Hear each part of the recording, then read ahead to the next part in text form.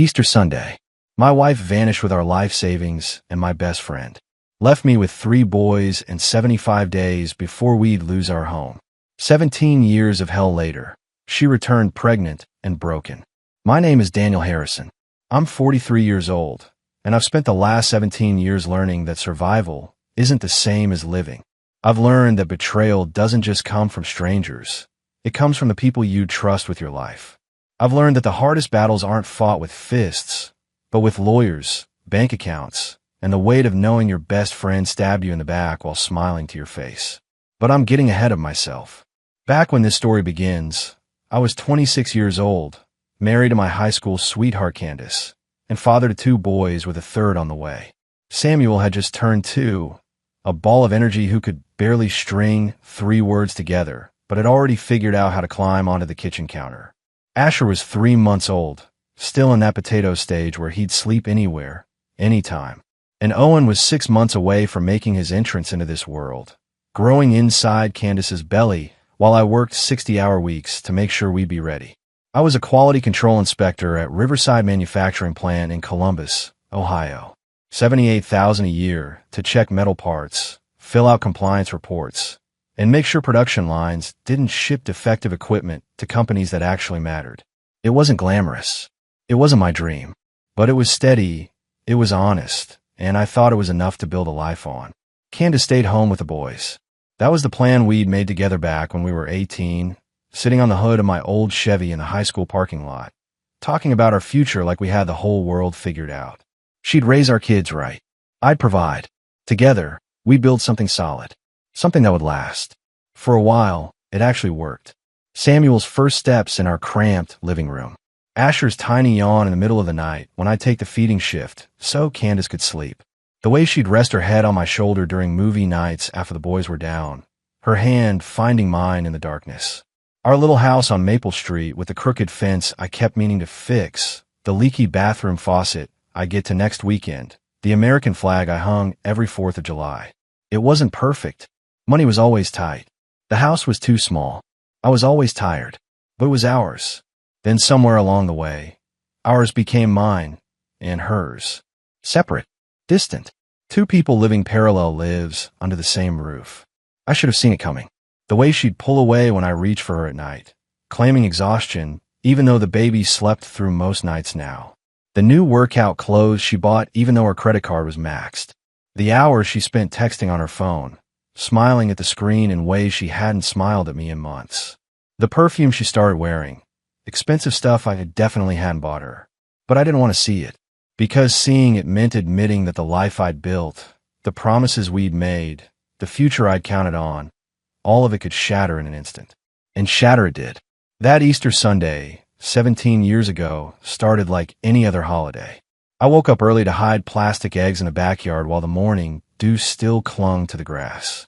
Samuel, at 2 years old, toddled around in his little overalls, more interested in eating the candy than actually finding the eggs. Asher slept peacefully in his carrier on the back porch, 3 months old and oblivious to everything happening around him.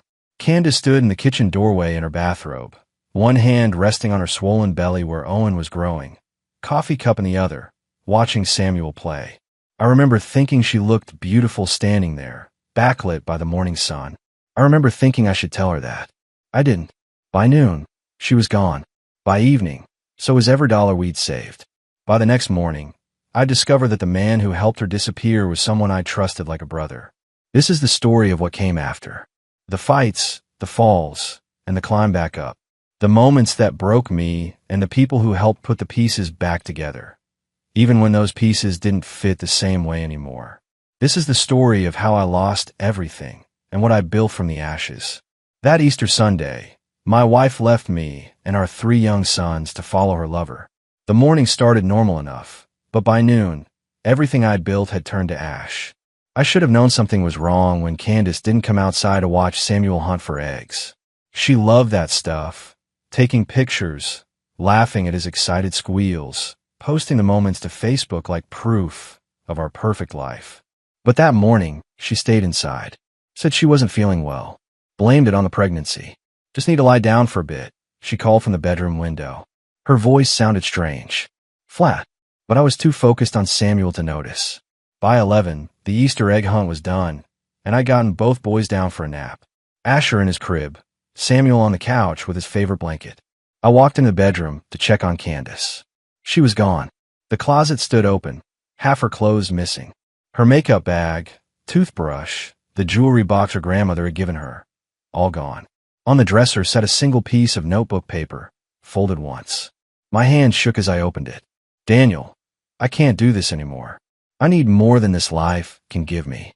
Don't try to find me. I'll be in touch about the boys. See, that was it. 15 years together, 2 kids with a third on the way, and she summed it up in 3 sentences. No explanation, no apology, just, I can't do this anymore.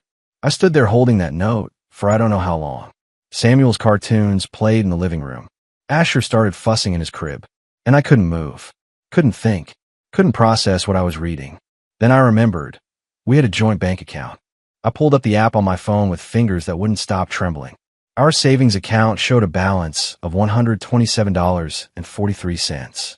It should have had $127,000. The college fund we'd been building since Samuel was born, contributions from both sets of grandparents, every tax refund, every bonus I'd ever gotten. Gone. My retirement account, the one through work that I'd been contributing to for 8 years. Balance, $0. She cashed it out, penalties and all. That was another $89,000. The mortgage escrow account, where we kept money for property taxes and insurance, cleaned out. $34,000. Out of the math in my head, feeling sick. She'd taken over $250,000 and left me with 2 toddlers, a pregnant belly's worth of hospital bills coming, and $127 to my name. My phone rang. I didn't recognize the number, but I answered anyway, some desperate part of me hoping it was her calling to say this was all a mistake. Mr. Harrison, a woman's voice, professional and cold. This is First National Bank. I'm calling about your mortgage payment. According to our records, you're now 60 days past due. If we don't receive payment within 30 days, we'll be forced to begin foreclosure proceedings. What? I managed. No, there's money in the escrow account. It's automatic. Sir, your escrow account was closed on March 15th. The funds are withdrawn by your wife, Candace Harrison, who is listed as a co-owner. We sent notification to your address. March 15th, 3 weeks ago. She'd been planning this for at least 3 weeks, smiling at me across the dinner table, kissing me goodnight, while she systematically drained every account we had. How long do I have? My voice sounded like it belonged to someone else. 90 days from the missed payment date. That gives you approximately 75 days to bring the account current or face eviction. I hung up without saying goodbye, walked to the bathroom, stared at myself in the mirror. A 26-year-old man who suddenly looked 50. Samuel started crying in the living room. Asher's fussing had turned into full-blown wails. My sons needed me. My pregnant wife, ex-wife, I guess, though we weren't even divorced yet, had abandoned them. Abandoned us. And in 75 days, we'd be living on the street unless I figured something out. I splashed water on my face, took a breath, and went to take care of my boys. That night, after I'd fed them, bathed them, and gotten them to sleep, I sat at the kitchen table with a calculator and our bills spread out in front of me. Mortgage, $1,850 a month. Utilities, $340. Car payment, $425. Insurance, groceries, diapers, formula for Asher. My paycheck covered maybe 2/3 of it. Even if I cut everything to the bone, I was coming up at least $1,200 short every month. I needed more income. Fast. By midnight, I'd applied for 3 second jobs online. Security guard, delivery driver, warehouse work, anything that would let me work nights after the boys were asleep, anything that would keep a roof over their heads. I didn't sleep that night. Just sat there in the dark, holding that note, wondering how the woman I'd loved since I was 16 could do this to her own children, wondering if I'd ever see her again, wondering if I even wanted to. The alarm went off at 5:45 a.m., same as it had for the past 3 months since Candace left. I rolled out of bed feeling like I'd been hit by a truck, which made sense considering I'd only slept 3.5 hours. My life had become a mathematical equation with no good solution. 75 days to save the house had turned into reality fast. I'd found the second and third jobs within a week of that Easter Sunday. Quality control inspector at Riverside from 7 to 4. Security guard at the Westfield office complex from 11 p.m. to 6 a.m., 4 nights a week. And on weekends, I delivered pizzas for Marco's from 6 p.m. to midnight. The math still barely worked. Between all three jobs, I was pulling in about $4,800 a month before taxes. After taxes, closer to $3,600.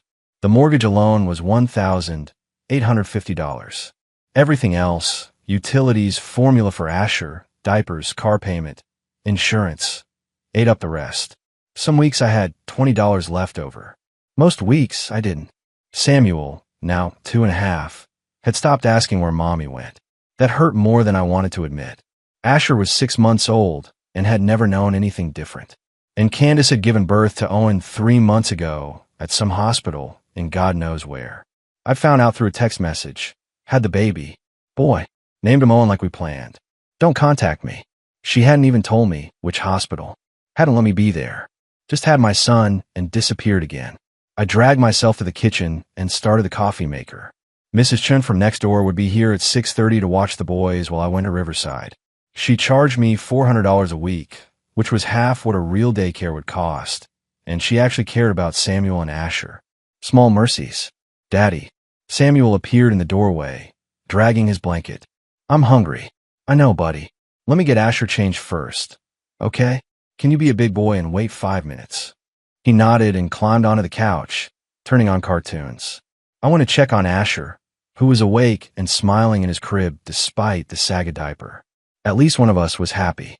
By the time Mrs. Chun arrived, I'd fed both boys, gotten them dressed, and was running 15 minutes late for Riverside. I kissed Samuel's head, handed Mrs. Chun the emergency number she already had memorized, and ran out the door. Work was a blur. I spent 8 hours checking metal components, signing off on quality reports, and trying not to fall asleep standing up. My supervisor had noticed. Pulled me aside during lunch break. Harrison, you doing okay? You look like hell. I'm fine, I lied. Just adjusting to single dad life. He studied me for a long moment. If you need to take some time, I can't afford time. I'm good. I promise. That afternoon, I picked up the boys from Mrs. Chin's, made them dinner, mac and cheese again, because it was cheap and Samuel would actually eat it, and got them bathed and in bed by 7. Then I had 4 hours to sleep before the overnight security shift started. I never made it 4 hours. Usually got 2, maybe 3 if I was lucky. Then I drag myself out of bed, drive to the office complex, and spend 8 hours walking the floors, checking doors, watching cameras, fighting to keep my eyes open. The weekend pizza delivery job was almost worse. At least security let me sit down sometimes. Delivering pizzas meant constant movement, fake smiles for tips, and the smell of food I couldn't afford to buy my own kids. But I didn't quit, didn't slow down, didn't complain, because 3 months in, I made the first full mortgage payment since Candace left. The bank sent a letter confirming receipt. 63 more payments, and the house would be paid off. 63 more months of this hell. I could do it. I had to. For Samuel. For Asher. For Owen. Wherever he was. One night during my security shift, I pulled out my phone and did something I've been avoiding. I searched for Candace on social media. Found her profile still public. Updated regularly. There she was. Smiling on a beach somewhere. Holding Owen, who looked healthy and happy. And next to her, with his arm around her waist, was James Patterson, my best friend since high school. The guy who'd been best man at my wedding. The guy I'd trusted with everything. The caption read, "Finally found where I belong. Hashtag new beginnings, hashtag blessed life." I stared at that photo for a long time. Then I saved it, printed it out the next day, pinned it to the wall in my garage where I kept my workout equipment. Every morning before work, I'd look at that picture, let the anger fuel me through another set of push-ups, another set of pull-ups. Let it remind me why I couldn't quit, why I couldn't break. They thought they destroyed me. They thought taking everything would make me fold. They were wrong. I was going to survive this. And someday, somehow, they'd answer for what they'd done. 6 months after Candace left, I did something that probably seemed crazy. I took $3,500 from my emergency fund, money I'd scraped together from overtime and tips, and hired a private investigator. His name was Philip Reeves, a retired cop who ran a small agency out of a strip mall office. I found him through a guy at the manufacturing plant whose ex-wife had tried to hide assets during their divorce. What do you want to know? Reeves asked during our first meeting, his voice gravelly from too many cigarettes. Everything, I said. Where she is. What she's doing. How she's spending the money she stole. And I want to know about James Patterson, my former best friend, the guy she left me for. Reeves raised an eyebrow. You want dirt for a custody case? I want the truth. She took $250,000 and abandoned 2 kids. Now she's got my 3rd son somewhere, and I don't even know where. I need ammunition. He leaned back in his chair. That kind of investigation runs about $1,500 a week. You sure you can afford it? I couldn't, but I handed him $3,500 anyway. That buys me 2 weeks, right?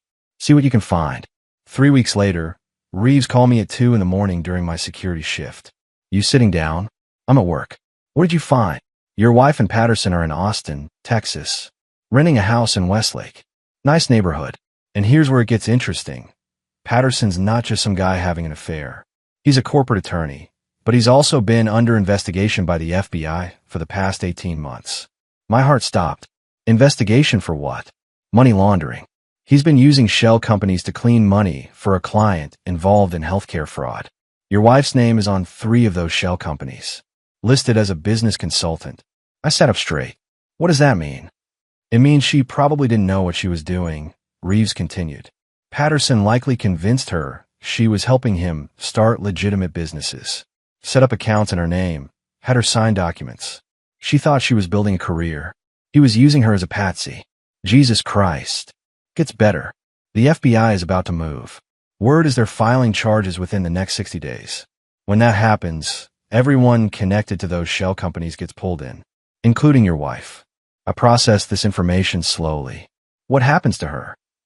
If she cooperates and proves she didn't know, probably nothing.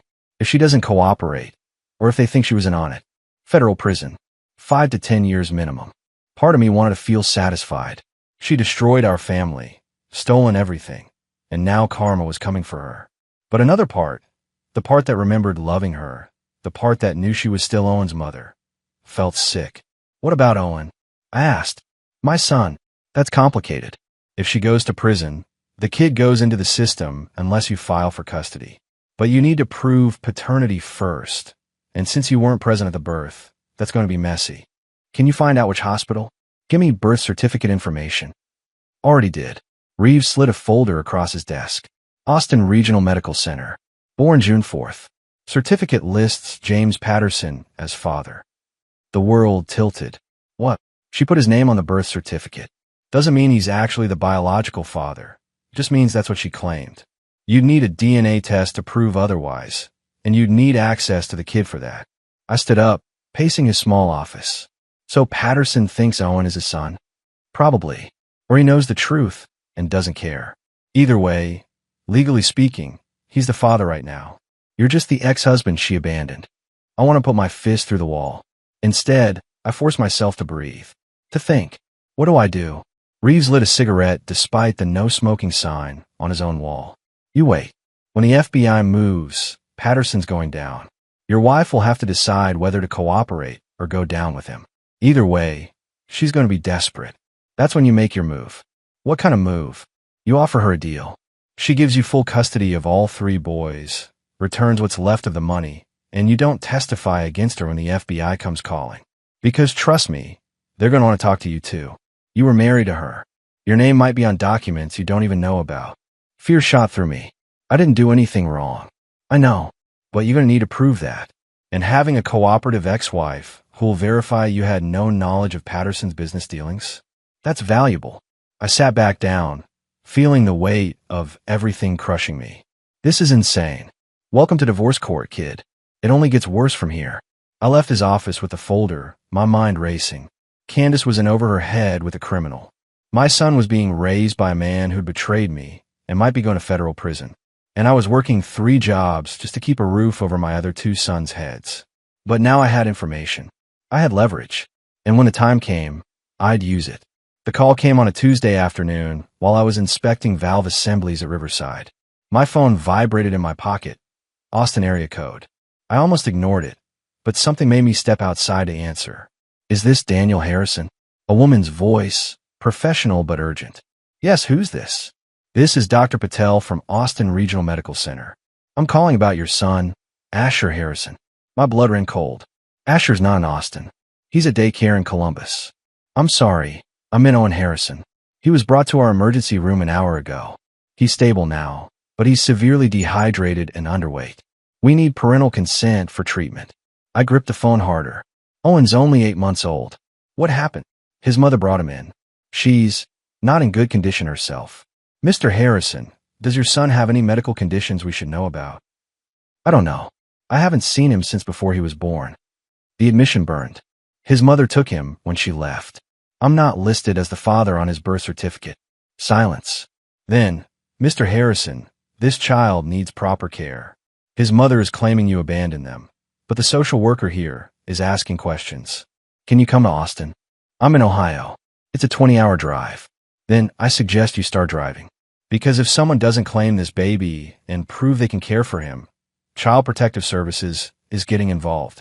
I hung up and immediately called my supervisor. Told him I had a family emergency. Didn't wait for approval. Just left. Called Mrs. Chun on the way home. I need you to take Samuel and Asher for a few days. I'll pay you extra. It's an emergency. Threw clothes in a bag. Grabbed my folder from the detective with all the information on Candace and James. By 4 p.m., I was on I-70 heading west, driving straight through the night. I called the hospital every few hours for updates. Owen was stable. Candace had disappeared after dropping him off. Just left him there and vanished. The social worker was trying to track her down. 23 hours later, I walked into Austin Regional Medical Center looking like hell and feeling worse. Found the pediatric ward. Asked for Dr. Patel. She was a small Indian woman with kind eyes and a no-nonsense manner. Mr. Harrison, come with me. She led me to a room where a baby lay in a crib, hooked up to an 4. My son, 8 months old, and I was seeing him for the first time. He was tiny, too tiny, ribs showing through his onesie, dark circles under his eyes. What happened to him? My voice broke. Neglect, Dr. Patel said quietly. He's been underfed for weeks, possibly months. Hasn't had proper medical care. He should weigh about 20 pounds at this age. He weighs 14. I reached into the crib and touched his hand. His fingers wrapped around mine reflexively, and something inside my chest shattered. I'm his father, I said. I can prove it with a DNA test. And I'm taking him home. Dr. Patel nodded. The social worker will want to speak with you. But Mr. Harrison, that baby needs his father. Whatever it takes, fight for him. I looked down at Owen, this tiny human I'd never met but would die to protect. I will, I promised. Whatever it takes.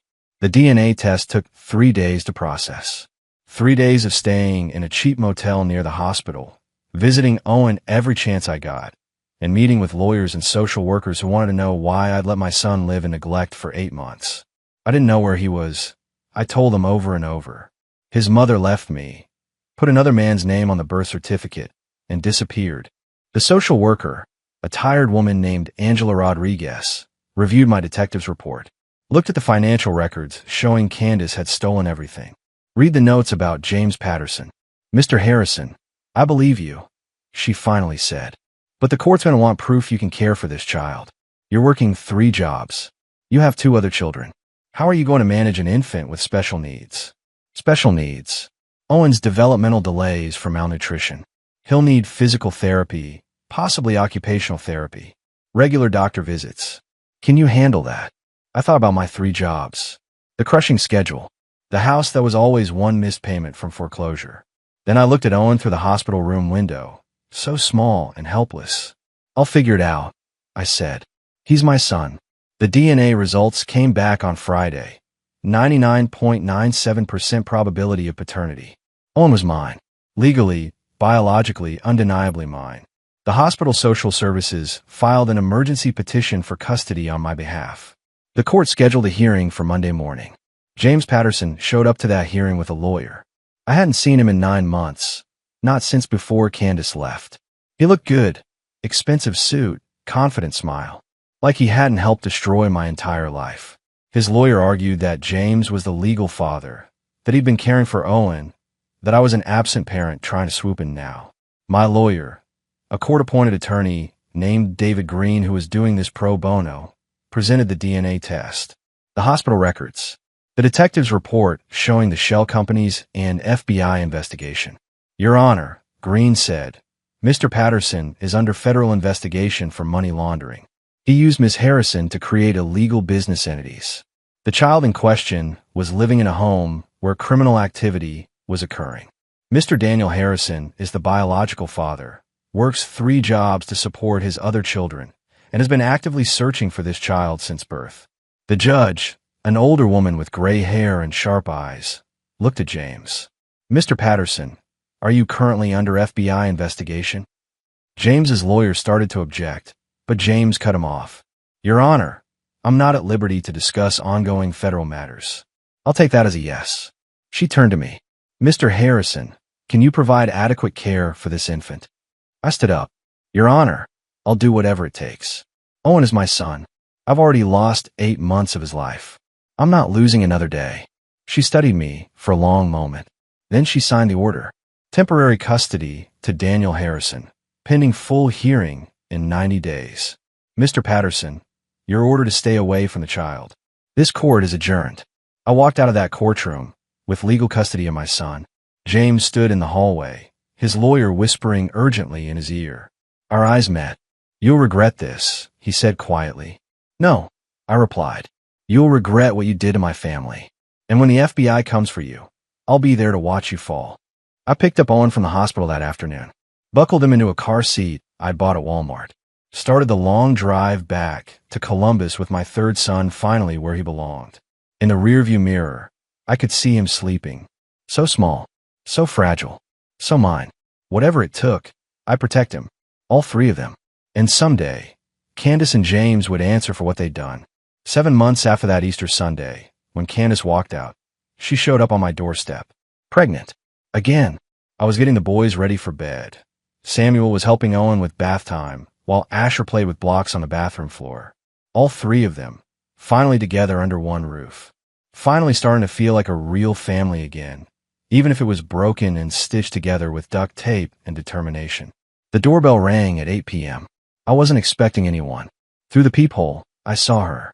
Thinner than I remembered, dark circles under her eyes, her belly swollen under a coat that had seen better days. Every instinct told me to leave the door locked, to pretend I wasn't home, to protect my sons from the woman who'd abandoned them. But I opened it anyway. Daniel, she said, her voice small. Can we talk? About what? I didn't move from the doorway. I need help. I'm pregnant. James kicked me out 3 days ago. I've been staying at a women's shelter, but they can only keep me for 2 weeks. I have nowhere to go. I stared at her, feeling nothing. No anger. No sympathy. Just exhaustion. That's not my problem, Candace. I know I have no right to ask. But I'm carrying a baby, Daniel. I can't raise a child on the street. Is it James's baby? She nodded, tears starting to fall.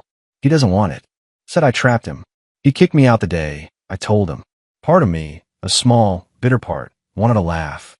James Patterson, the man who'd helped her destroy our family, had thrown her away the second she became inconvenient. Karma was real after all. What do you want from me? I asked. Just a place to stay. Until the baby comes. I'll sleep in the garage. I won't bother the boys. I need help. Behind me, I heard Samuel call out. Daddy? Who's at the door? Candace's face changed. Pain. Longing. Regret. Is that Samuel? Can I see him? Please. No. The word came out harder than I intended. You lost that right when you abandoned him. When you stole from us. When you disappeared for 7 months without a word. Daniel, please. Here's the deal. I interrupted. You can stay in the guest room until the baby is born. Not the garage. I'm not that cruel. But you don't talk to the boys unless I say so. You don't ask for money. And the day that baby is born, you leave. Permanently. Do you understand? She looked shocked. You let me stay? I'm not doing it for you. I'm doing it because that baby didn't ask to be born into this mess. But make no mistake, Candace, this isn't forgiveness. This isn't reconciliation. This is temporary shelter with conditions. Thank you, she whispered. Don't thank me yet. Tomorrow morning, you're signing paperwork giving me full custody of all 3 boys. You're returning whatever money you have left. And you're going to write a statement for my lawyer explaining that you took the money without my knowledge. I don't have any money left. James spent it all. Of course he did. Then you'll work with my lawyer on the custody papers. And Candace, if you try anything, if you upset the boys, if you contact James, if you cause any problems, you're out immediately. Clear. Crystal clear. I stepped aside, let her in, showed her to the guest room that was really just a storage space with a futon. That night, I lay awake wondering if I'd made a terrible mistake. But then I thought about that baby, James's baby, but still an innocent life. Still someone who deserved a chance. I couldn't save Candace from her own choices, but maybe I could save one more child from suffering, even if it cost me everything I had left. Rebecca Torres had been my co-worker at Riverside Manufacturing for 8 years. We'd worked the same shift, eaten lunch in the break room together, complained about management and quotas and the endless monotony of quality control. She'd watched my life fall apart after Candace left, brought me coffee on the mornings I looked like death, covered for me when I was late because Owen had been up all night, never asked questions, never judged. 3 weeks after Candace moved into my guest room, Rebecca asked me to have lunch off-site. Not the break room, a real lunch at the diner down the street. What's going on? I asked as we slid into a booth. She looked nervous, which was unusual. Rebecca was confident, steady. 41 years old, divorced for 5 years, no kids. She ran marathons on weekends and volunteered at the animal shelter. She was the most put-together person I knew. I need to tell you something, she said, and I've been trying to find the right time, but there's never going to be a right time, so I'm just going to say it. My stomach dropped. Are you quitting? If this is about work, I'm in love with you, Daniel. The diner noise faded to nothing. I stared at her. I've been in love with you for years, she continued, her words coming faster now. Before Candace left, before everything fell apart, I watched you build that life with her, and I kept my mouth shut because you were happy. But then she destroyed you, and I watched you pick yourself up piece by piece. I watched you work yourself to death for those boys. I watched you fight for Owen, and now I'm watching you let her back into your house, and I can't stay silent anymore. Rebecca, I'm not asking you to love me back, she interrupted. I'm just asking you not to let her destroy you again. Don't mistake pity for love. Don't confuse doing the right thing with giving her another chance. Because she doesn't deserve you, Daniel. She never did. I sat back, processing. Rebecca. Sweet, dependable Rebecca who'd been there through everything. Who never complained. Who always showed up. I don't know what to say, I admitted. You don't have to say anything. But I need you to know, when Candace leaves, when that baby is born and she's gone, I'll still be here. I've proven it for 8 years. I've loved you through your worst, and I'd be honored to love you through your best. She stood up, leaving money on the table for her untouched coffee. Think about it. Think about who's earned your trust and who's broken it, who stayed and who left. After she walked out, I sat there for another 20 minutes, thinking about Candace in my guest room, pregnant with another man's baby. Thinking about Rebecca, who'd stood by me when I had nothing. The choice should have been obvious, but life was never that simple. That night, Candace asked if she could see the boys, just for a few minutes, just to say goodnight. I almost said no, but Samuel had been asking about her, asking why Mommy was in the house but wouldn't talk to him. 5 minutes, I said. I'll be right there the whole time. She read them a story. Samuel curled up next to her. Asher watched from my lap, confused. Owen slept through it, and I realized something watching her. I felt nothing. No love, no anger, just nothing. Rebecca was right. I'd been mistaking duty for something more. The question was what I was going to do about it. 2 things happened in the same week that changed everything. First, Candace's lawyers served me with papers. She was suing for child support. $4,600 a month for all 3 boys, plus back payments for the 7 months she'd been gone. The total came to $939,600 when calculated over the next 18 years, plus the retroactive amount. I stared at those papers in disbelief. The woman who'd stolen $250,000, abandoned our children, and was currently living in my guest room pregnant with another man's baby was demanding I pay her nearly $1 million.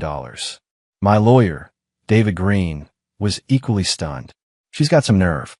We'll fight this, Daniel. No judge in their right mind will award her anything given the circumstances. She's trying to bleed me dry, I said. This is revenge because I made her sign the custody papers. The second thing happened 3 days later. I got a call from the Austin Police Department. Mr. Harrison, this is Detective Maria Santos. I'm calling about James Patterson. My blood went cold. What about him? He was involved in a motorcycle accident last night. He was intoxicated, lost control on Highway 183. He didn't survive. I'm sorry for your loss. I felt nothing. No satisfaction. No grief. Just empty. Why are you calling me? Because you're listed as next of kin for a minor child. Owen Harrison. Mr. Patterson had temporary visitation rights before his death, and we need to notify all relevant parties. Owen's with me. I have full custody. I understand. But there's something else. Mr. Patterson's attorney contacted us. Apparently, he'd recently taken a DNA test. The results came back yesterday. Owen isn't his biological son. I closed my eyes. James had figured it out. Finally realized that Candace had lied to him, used him, just like she'd used me. The attorney also mentioned that Mr. Patterson left no will. His assets are being frozen by the FBI as part of their ongoing investigation. There's nothing for anyone to inherit. It's all proceeds from criminal activity. After I hung up, I sat in my truck in the Riverside parking lot, processing everything. James was dead. Candace's lawsuit was pending. And I was still working 3 jobs just to keep my head above water. That night, I told Candace about James's death. She was 8 months pregnant, huge and uncomfortable, sitting in my living room because the guest room was too cramped. She didn't cry, just stared at the wall. He took the DNA test. Apparently, found out Owen wasn't his. Good, she said bitterly. He deserved to know he'd been lied to. Just like you deserve to know. You need to drop the lawsuit, Candace. I can't. I need money. I have nothing left. You have nothing left because you stole everything and gave it to a criminal who spent it all. That's not my problem. You signed away your rights to the boys. You don't get to demand money for children you abandoned. The lawyer says I have a case. The lawyer is taking advantage of you. I interrupted. You're going to lose, Candace. And when you do, the judge is going to order you to pay my legal fees. You'll be even more broke than you already are. She was silent for a long moment. Then, what if I drop the lawsuit in exchange for something? What could you possibly have that I want? A statement. A full written statement admitting I took the money without your knowledge. Admitting I manipulated you. Admitting that James and I planned this together. Everything the FBI might want to know about his operation. I studied her carefully. Why would you do that? Because I'm tired, Daniel. I'm 8 months pregnant with a dead man's baby. I have no money, no home, no future. The least I can do is tell the truth. Drop the lawsuit first. Sign the paperwork tomorrow. Then we'll talk about statements. The next day, her lawyer called mine. The lawsuit was withdrawn. Candace signed a document stating she had no claim to child support, no parental rights, and no financial interest in my assets. In exchange, I helped her write a statement for the FBI. Everything about James's businesses, the shell companies, the money laundering, how he convinced her to sign documents, how he'd controlled the money, how she'd been a pawn in his scheme. It wouldn't bring back what I'd lost, but it was something. 2 weeks later, Candace went into labor. I drove her to the hospital, waited in the lobby while she gave birth. A boy, 7 pounds, healthy lungs. She named him Thomas, after her father. Do you want to see him? The nurse asked me. No, I said. He's not my son. Candace stayed in the hospital for 2 days. When she was discharged, I drove her to a women's transitional housing program that David Green had helped arrange. She'd have a place to stay for 6 months while she got on her feet. Thank you, she said as she got out of my truck, baby carrier in hand. For everything. I know I don't deserve it. You don't, I agreed. But that baby does. Good luck, Candace. I drove away and didn't look back. That night, Rebecca came over. Brought dinner for the boys. Helped me give them baths. Read them stories. After they were asleep, we sat on the couch together. It's over, I said. She's gone. Really gone this time. Rebecca took my hand. How do you feel? Free, I admitted. For the first time in months, I feel like I can breathe. She smiled. Good. Because you deserve to be happy, Daniel. You deserve someone who stays. I looked at her. This woman who'd stood by me through everything.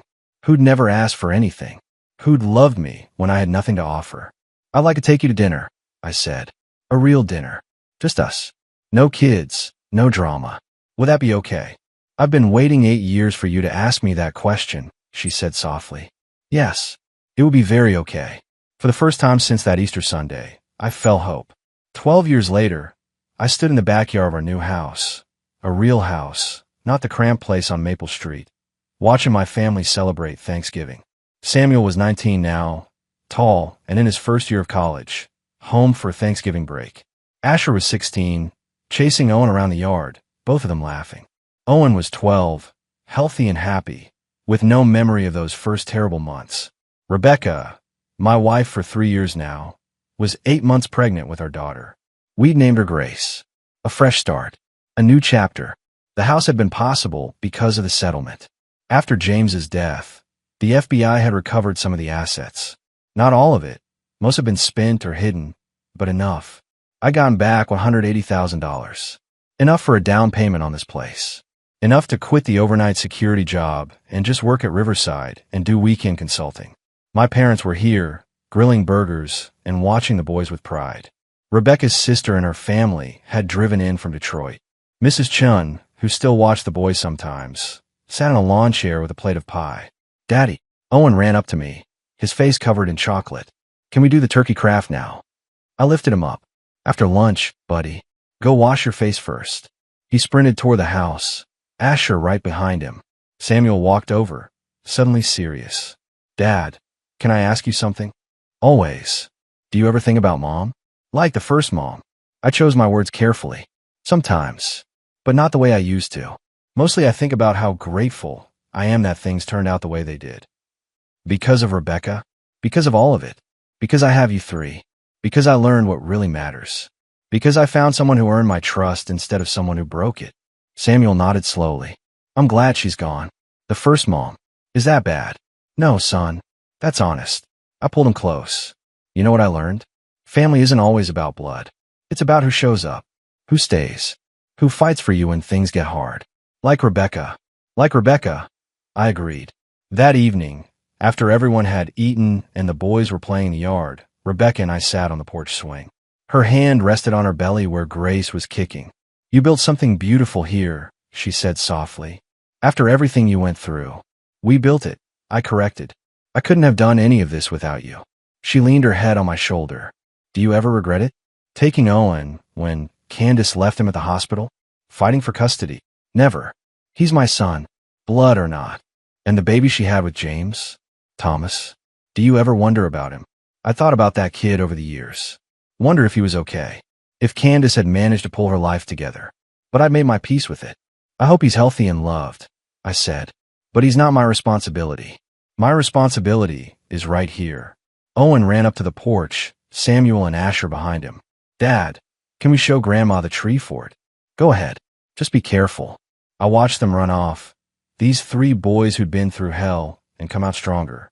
Who'd learned resilience because they had no choice. Who knew what it meant to fight for family. Rebecca squeezed my hand. "You did good, Daniel." "We did good," I said. "And we're not done yet." Grace kicked again, as if agreeing. This was my family now. Built from broken pieces, held together by choice rather than obligation. It wasn't the life I'd planned that Easter Sunday, 17 years ago, when everything fell apart. It was better, because I'd learned the hard way that the strongest foundations aren't built on promises. They're built on proof. On showing up every single day. On choosing to stay when leaving would be easier. Candace had taught me what love isn't. Rebecca had taught me what it is. And that made all the difference in the world.